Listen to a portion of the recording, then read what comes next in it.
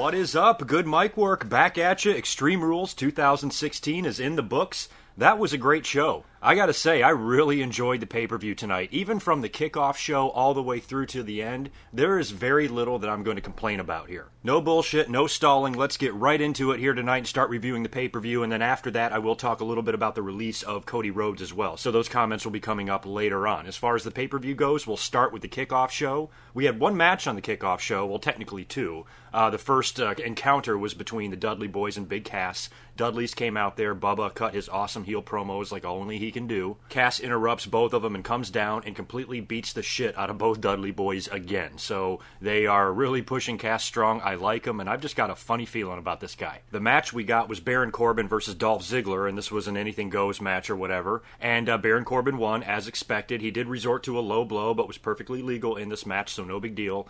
Good match, great selling by Dolph Ziggler, very brutal, hard-hitting, and Corbin got the victory, seemingly ending this confrontation, although I've said that before. The promos made the kickoff show. Oh my god, did you guys catch that promo by The Miz during the kickoff show with JoJo and Maurice? That was fucking hysterical. They had the music playing and the dramatic monologue by The Miz, and then even came back to do a take two. You know, they cut to the pre-show panel after the promo, and they were all just laughing their asses off. I just thought it was great. How can you not root for The Miz after seeing something like that? And I'm really changing my tune on The Miz. I hate to like him, but I do. I mean, he does a great job, and he's a great heel. The other hilarious interview that took place on the kickoff show was Rusev and Lana were hanging out in the social media lounge, I guess, where they answer tweets and shit.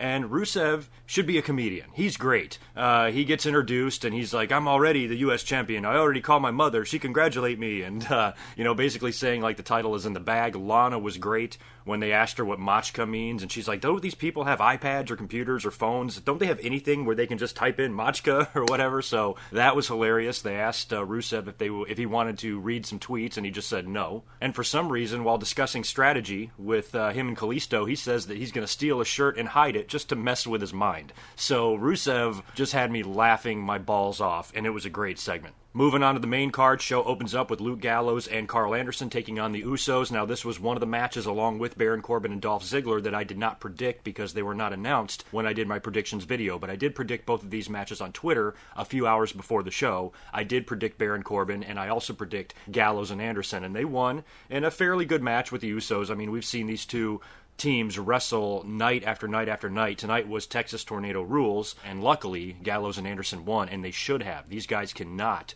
lose their first pay-per-view match. And with the likelihood of Roman Reigns retaining later on, I had a feeling Gallows and Anderson would win. I was perfect in my predictions, incidentally. Got every single match that I predicted right.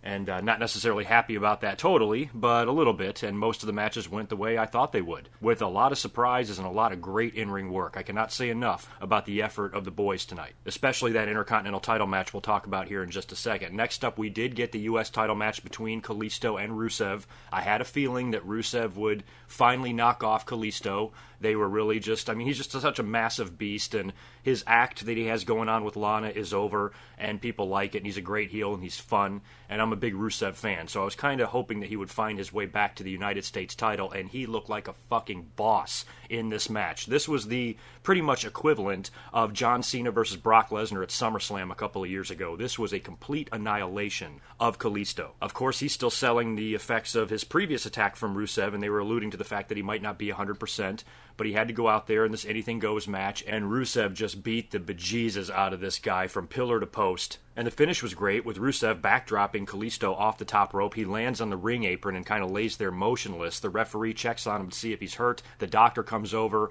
Rusev interrupts and pulls Kalisto out of the grasp of the doctor and referee, brings him into the middle of the ring, and executes a sick-ass accolade like you have never seen. I mean, he pulled so far back on Kalisto that they literally fell backwards. I laughed out loud in my chair watching that because I was like, holy shit, he literally just snapped Kalisto in half. I loved it. Kalisto, of course, has no choice but to tap out, otherwise he will be in two different pieces in about 5 seconds. So he taps out. Rusev, in strong fashion, wins the United States title and completely dominated over a long-running United States title holder. Now, we know John Cena is coming back on Memorial Day, and during that social media lounge interview on the Kickoff show, Rusev was doing a lot of trash talking to USA and America and how lazy people are and shit like that. So Vince McMahon, this is so typical Vince, John Cena, American hero, is due to come back right away. He basically had to drop the U.S. title because he was hurt to begin with, so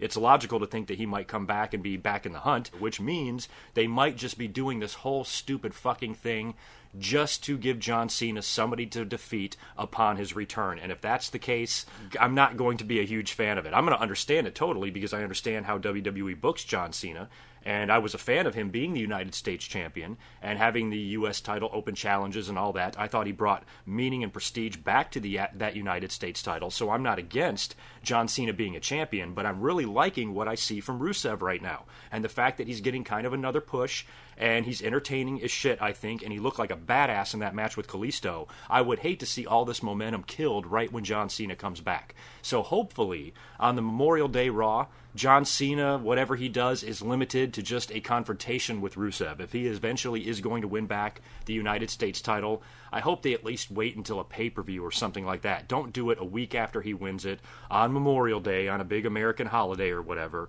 I just think that's cheesy and lame and outdated, and I really don't want to see it. And I don't think it's going to do Rusev any good because he's finally gaining a little bit more steam now that he's broke away from the League of Nations, and fans are starting to get into him again. Whatever heat him and Lana have seem to be out the window, although we'll find out, I guess, on Memorial Day. But the way he looked against Kalisto and him wearing that belt and winning it in such dominant fashion, if he turns around and loses to John Cena, I'm not going to be too happy about that. Lose to him in 2 months, fine, but don't lose to him in 1 week. Don't remember too much about the New Day versus the Vaudevillains. I mean, I watched the match, obviously, but I was kind of doing other things, and I was kind of eyeballing this one because I wasn't expecting the Vaudevillains to win, so I was doing some other stuff around the house during this match, so didn't really watch it start to finish, but the New Day did win, as predicted, as expected, and I think they should have. I don't think the Vaudevillains are ready. Now on to that amazing Match of the Year candidate for the Intercontinental title. I got to give much respect to The Miz, to Sami Zayn, to Kevin Owens, to Cesaro. Four-way matches can sometimes be clusterfucks, and this was so beautifully put together. They had so much organization and continuity and just great spots. It was well constructed. They performed it flawlessly, pretty much, and it was full of so many amazing moments, and the fans, with the "this is awesome" chants, and they were going nuts. I mean, everybody was truly entertained. Twitter was blowing up during the whole thing. These guys had some really well-executed spots, and the whole match was beautiful. And The Miz did wind up retaining, as I was hoping he would, and it was nice to see that a lot of fans were not freaking out about that. I mean, we all have our opinions on The Miz. He's never been my favorite guy, but he's doing such a good job with his character. It's nice to see the fans giving him credit for that, and the fact that he went out there with three guys that, in the smart wrestling community and people who follow independent wrestling, they worship guys like Kevin Owens, Zayn, and Cesaro. So for a guy like The Miz to get a victory over those guys and the fans not to shit their pants was nice to see. And I think we can all agree that The Miz is doing a wonderful job with this character. He probably will drop that belt now soon. I just kind of wanted him to hold it for like another pay-per-view or possibly two. But I'm totally open to him dropping it this summer. So maybe Money in the Bank, maybe the pay-per-view after that, maybe SummerSlam. So I think that's coming. Who beats him? I don't know. I don't know if Cesaro stays in the hunt. I would love to see Cesaro get a run with that belt.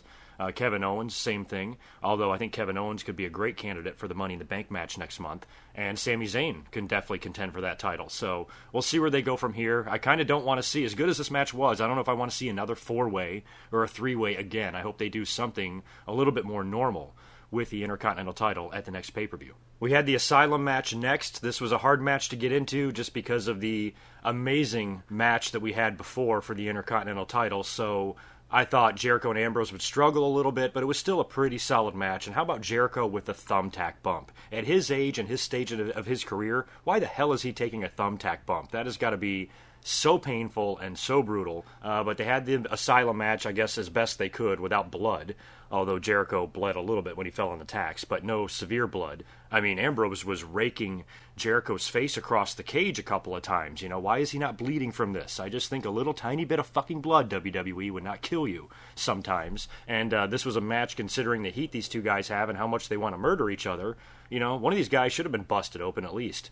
I don't know what the moral difference is in WWE's mind between having someone have blood on their face or landing on a bunch of thumbtacks. Which is worse for the kids? For the kids to see somebody bleeding, or for the kids to see somebody landing on thumbtacks? I don't understand why thumbtacks are okay, but blood is not. Makes no fucking sense. But props to Chris Jericho for taking that bump, and congrats to Dean Ambrose for winning the match, and I guess this ends it between him and Jericho.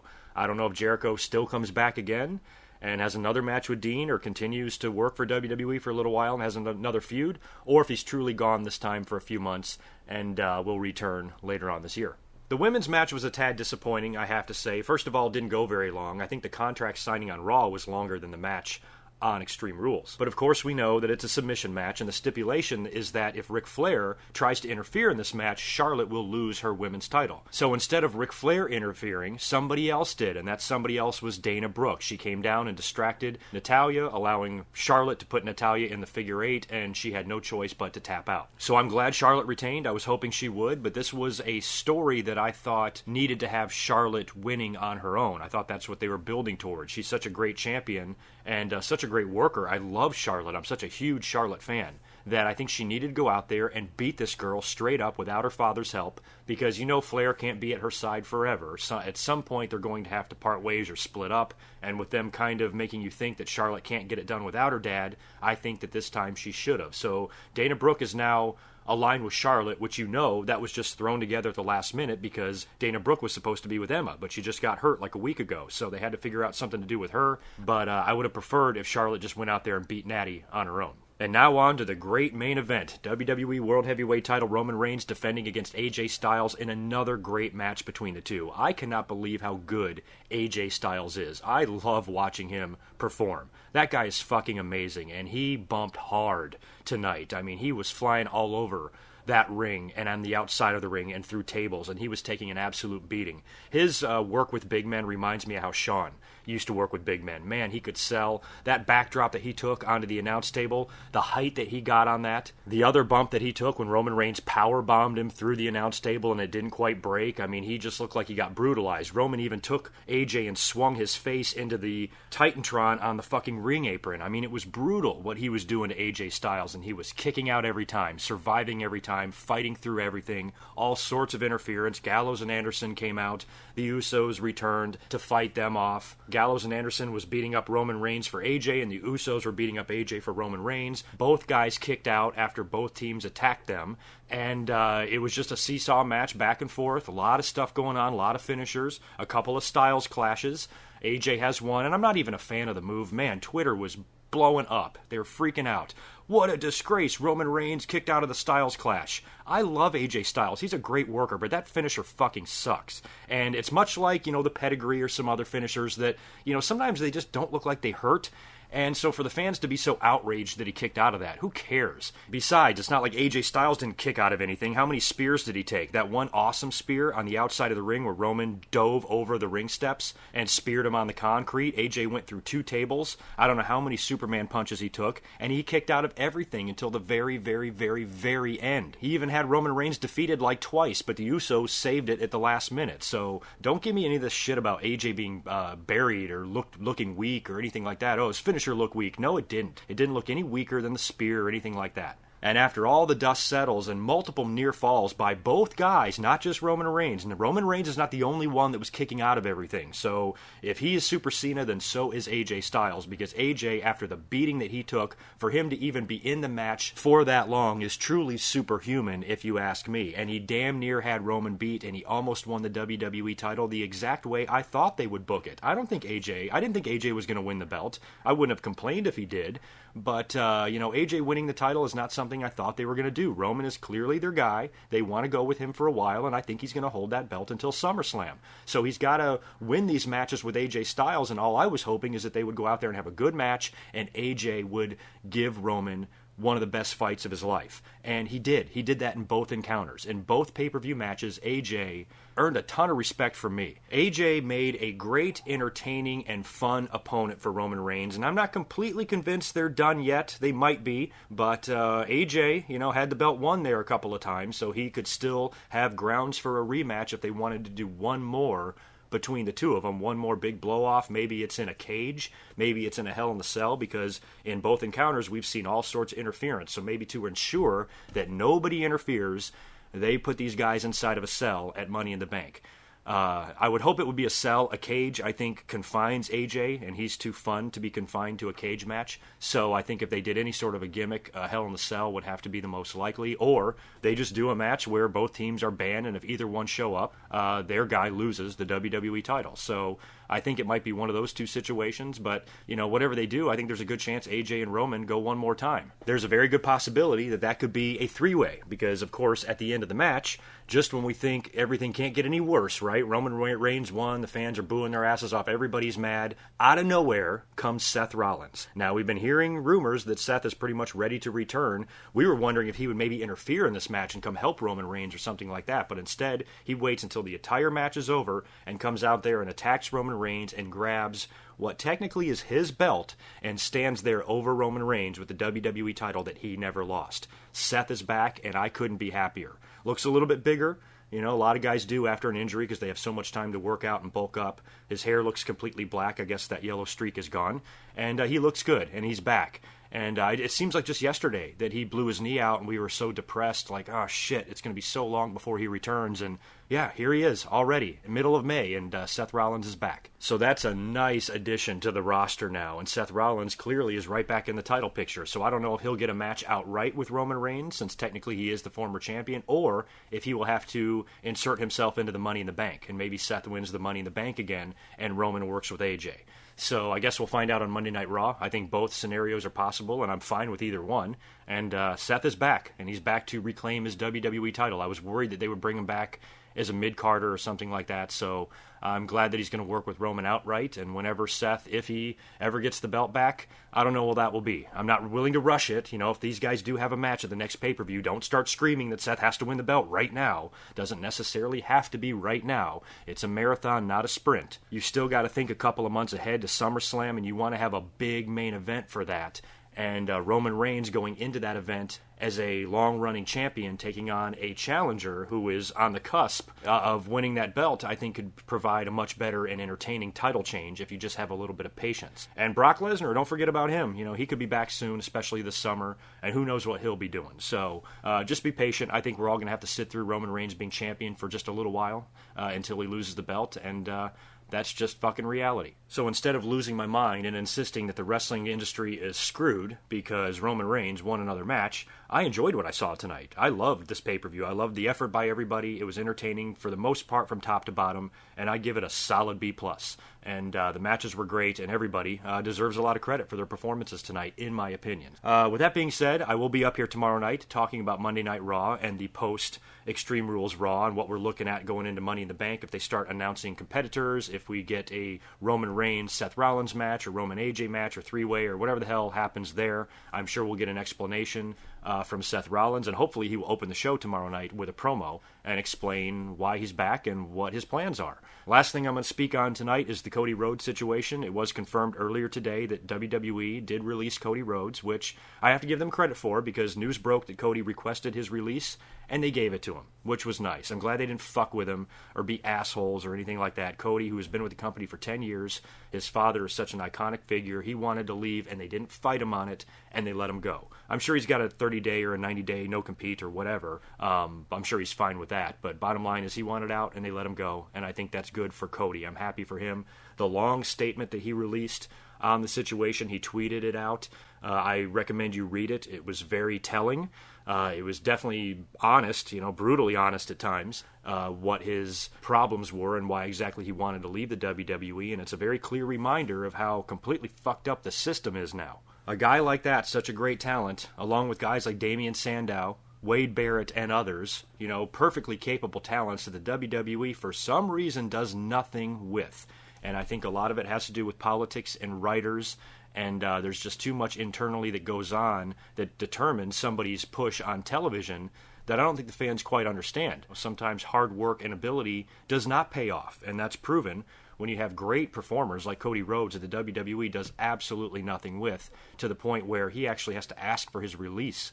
All the WWE had to do was do something with him, give him something to work with. He talked about in his statement how he suggested time and time again that he go back to being Cody Rhodes. Give me one more shot at it. I think I've earned that right to give this character a shot and develop who I am. I am Cody Rhodes, son of the American dream. Let me go out there and do that. And they just fucking wouldn't. It's ridiculous. So WWE, I think, is a bunch of idiots sometimes when it comes to pushing talent. And Cody, let us know that the writers, he insulted kind of both of them, sort of. He made one crack about one writer and then talked about the other one, constantly hitting on developmental divas and shit like that. So, Cody knows that some of these guys are scumbags and they just don't do anything. And they lie straight to your face, and it's so political, and it's such nonsense, and he got the hell out. And good for him. I wish him nothing but the best. I know Cody is still leaving WWE on pretty good terms. I'm sure the door is open for him to come back someday in the future. But with his wife still being there, that's a little bit weird. And there's probably a good chance he's going to be backstage at times, if he's with his wife. So, Cody maybe one day can come back, but I think he just needs a little bit of a break. I think WWE and Cody need a break from each other, and maybe one day they can bring him back in and actually give this kid a chance, because he's good. He's real good. I'm wondering if Goldust might wrap up his career soon as well, now that Cody's gone. There's no chance of these guys now having a WrestleMania match or anything like that. So, maybe with Goldust, when he wraps up business with whatever he's doing now in that silly tag team with R-Truth, maybe he hangs him up. So that's it for tonight. Please leave me your thoughts on Extreme Rules. I'm sure that not everyone's going to agree with me on my thoughts on the pay-per-view, specifically the main event. But I'm always a half-full guy, and when I watch a pay-per-view that I was entertained by for nearly 3 hours, I don't see how I can come up here and complain and bitch about it. I actually like the show, so I don't really have any issues. Join me on Twitter at GoodMicWork tomorrow night during Raw. I do plan to be home live tweeting throughout the show, so that will be a lot of fun, and I'll be up super late tomorrow night with a review on Monday Night Raw. So I will talk to you in about 24 hours. Until then, peace.